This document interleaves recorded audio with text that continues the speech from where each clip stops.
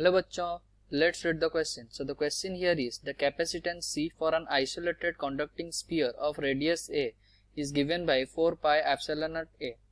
If the sphere is enclosed with an concentric sphere, the ratio of radii of spheres being n upon n minus 1, then the capacitance of such a sphere will be increased by a factor of.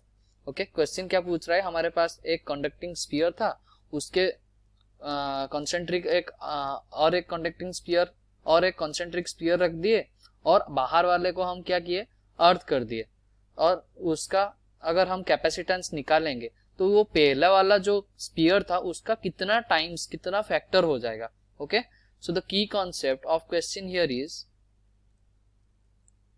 हमें पहले तो बात पता होना चाहिए कि एक conducting sphere का हमारा कैपेसिटेंस क्या आता है, C इक्वल्स टू, मतलब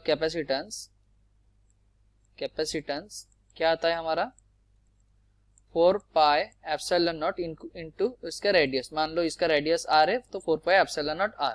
ओके मान लो हमारे पास एक ऐसे स्फीयर है, एक स्फीयर है ऐसा, और उसके अबाउट और एक कंडक्टिंग स्फीयर रख दिए और इसको हम क्या किए, अर्थ कर दिए. ओके इसको अगर अर्थ कर दिए और इसमें चार्ज Q है. ओके तो इसमें चार्ज Q है और इसको हम अर्थ कर दिए, तो इसका अगर हम पोटेंशियल निकाले तो ये वाला चार्ज Q हुआ, मतलब ये इनर प्लेट क्या हो जाएगा माइनस Q, और ये आउटर प्लेट क्या हो जाएगा V, इसका उसका पोटेंशियल जीरो हो जाएगा. पोटेंशियल जीरो मतलब KQ upon R is zero, मतलब Q मस्ट बी जीरो, तो आउटर वाले का चार्ज कितना हो जाएगा जीरो और इनर वाले का कितना हो जाएगा माइनस Q, और जो इनर वाले स्फीयर है उसका चार्ज कितना है plus Q. Okay so V ये मान लो पहला कंसेंट्रिक स्फीयर है, ये दूसरा वाला. तो अगर V1 का मतलब पोटेंशियल निकाले तो फर्स्ट स्फीयर का पोटेंशियल निकाले तो क्या लिखेंगे, KQ अपॉन, इसका मान लो इसका रेडियस है A और इसका रेडियस है B. Okay KQ upon A minus of KQ upon B, ऐसे लिखेंगे, इनर वाले स्फीयर का चार्ज इंटू प्लस आउटर वाले स्फीयर का चार्ज इंटू डिवाइडेड बाई उसका रेडियस. ओके और V2 क्या लिखेंगे, KQ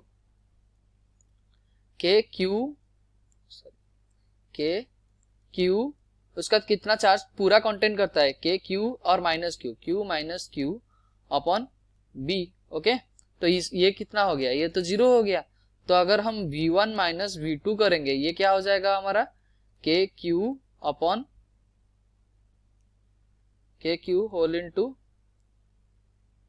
B minus A upon AB. ये हमारा जब हम पोटेंशियल निकालते हैं उसका एक्सप्रेशन यही है. ओके सो क्वेश्चन क्या पूछा गया है, क्वेश्चन हमें दिया गया है, हमारे पास ऐसा एक कंडक्टिंग स्फीयर है.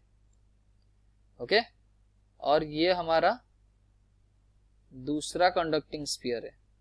ओके तो ये दोनों हमारा कंडक्टिंग स्फीयर है.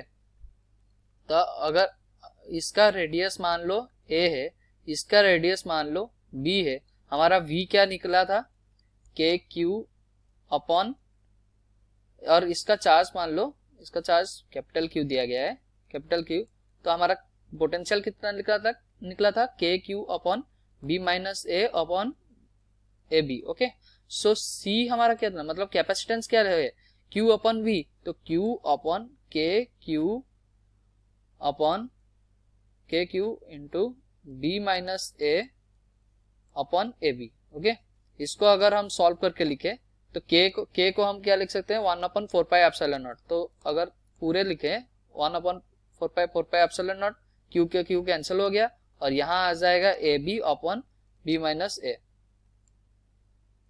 AB upon B minus A. Okay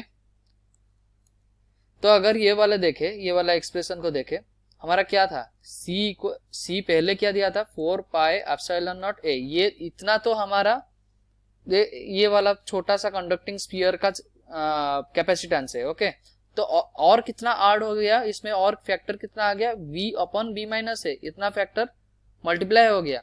और हमें दिया गया है outer radius upon inner radius, हमें क्या दिया गया है, आउटर रेडियस मतलब B upon A, outer radius upon inner radius equals to equals to 1 n whole into n minus 1. Okay, क्या दिया गया है, n upon n minus 1. Okay, ये हमारा रेशियो दिया गया है. तो अगर इसको यूज करें तो b upon b minus a, इसको अगर हम सॉल्व करेंगे कैसे करेंगे, 4 पाई एप्सिलॉन नॉट a, इतना तो हमारा इनर का चला गया. तो इसको अगर सॉल्व करें तो b upon a divided by b upon a minus a upon a. ये क्यों किया मैं, क्योंकि मुझे b अपन a का वैल्यू पता है. तो इसको अगर सॉल्व करेंगे क्या आ जाएगा, 4 pi epsilon naught a whole into b upon a upon b upon a minus 1.